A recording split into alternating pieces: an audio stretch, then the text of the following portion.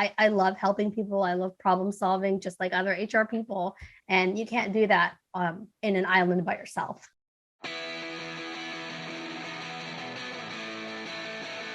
Hi, it's John Bernatovicz, your host of the HR Like a Boss podcast. Welcome to Season 3. I've embarked on a journey to get to know amazingly awesome HR and business professionals with the hope of finding what it takes to do HR like a boss. If you like the show, please like, subscribe, and share with a friend. On today's show, I'm super excited to be joined by Heenle Turner. Heenle was a connection through a mutual friend of ours, and I'm super excited to have you on the HR Like a Boss podcast. Welcome to our show. Thank you so much for having me. Well, first and foremost, I ask all my guests that are on the show after they introduce themselves to tell us what they view the purpose of human resources. So I'm so curious to get your perspective on that.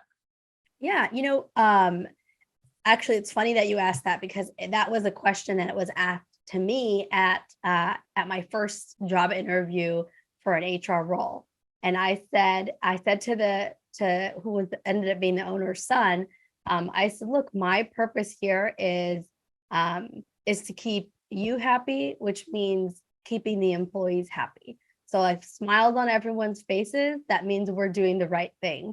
And then, you kind of dive into that in the sense that, well, if people are in the right seat, and they're on the right bus, right seat, then we're at a good match. So if they're maximizing their skills, and if they're doing what they truly love to do, and they're meeting the goals that you need, that the business needs, then we're in a really good spot. If the environment is a great working environment, and there's conversation, and there's a two-way street, and people are listening to each other, and people kind of feel like this is a second home for me, then again, we're in a good spot. So you're seeing happy faces, and you're keeping kind of the employee and both and the business in a good place.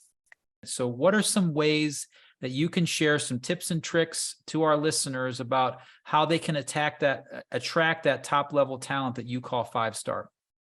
One main principle of the concept of a 5-star employee is that we're truly finding a match for that employee and the business. And so every person is a 5-star employee. You've just got to make sure that the person you're recruiting and hiring is the 5-star employee for the role that is available in your organization. And so, we're not mind readers. So what we need to do in our recruiting process is be very specific and be very transparent about what we need from the people that we're hiring. So right there in the job posting, for example, list what your start date is, list what the pay is, list what the key responsibilities are, list what the success metrics are. So people who are job seekers, they can specifically see what the role expectations are. And for those who are not interested in it, who don't want to step up and produce those results for you, hopefully that's going to deter them from applying in the first place.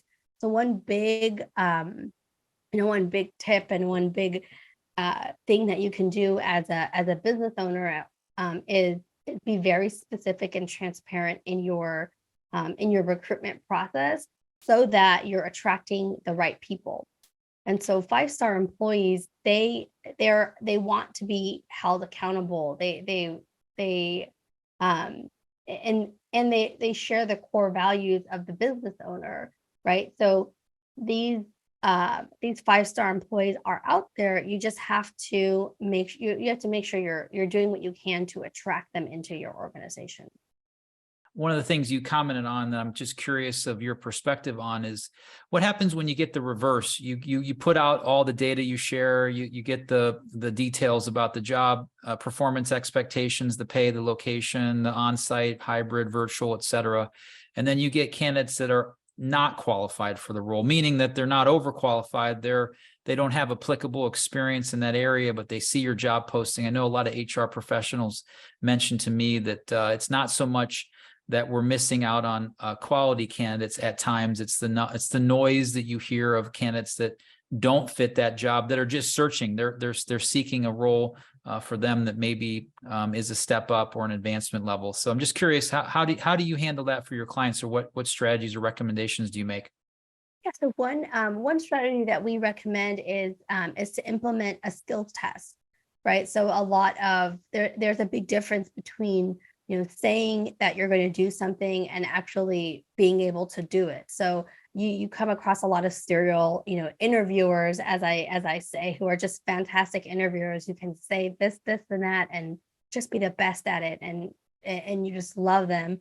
But you need to have a consistent process that includes a skills test in that process, so that you can objectively evaluate that piece in that recruitment process, and really understand if the person actually has the skill set to do what that job entails.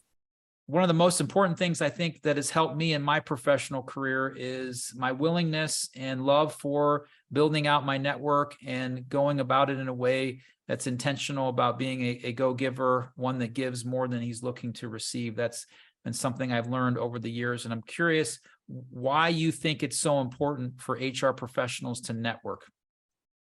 Yeah, I feel like one of the more valuable things that I've learned from HR networking is HR professionals. I feel like we're truly a group of people who just get each other. So a lot of other, like, nobody's going to understand unless you're an in-house HR person. You're like, oh, I can't add you on Facebook. Oh, I can't add you on social media.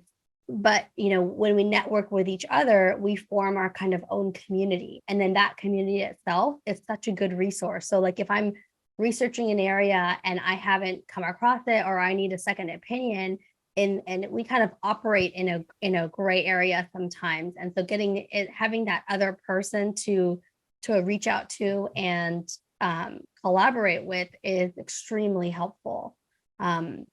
And so I think that's one of the best perks about networking.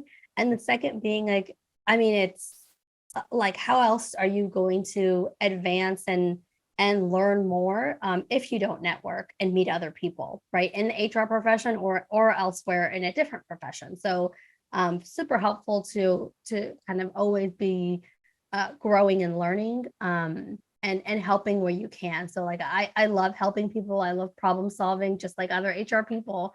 And you can't do that in an island by yourself. So Heenle, I'm curious of your perspective of what it takes to do HR like a boss. Yep. It takes, I think it takes grit. I think it takes honesty, and I think it takes a smile. Those are fantastic. 3 great words. Thank you so much for being on the show. I really appreciate it. Yeah. Thank you so much for having me. Thank you for listening to the HR Like a Boss podcast. If it resonates with you, please leave a rating or review, or better yet, subscribe and share with a friend. Until next time, let's continue to aspire to do amazingly awesome HR.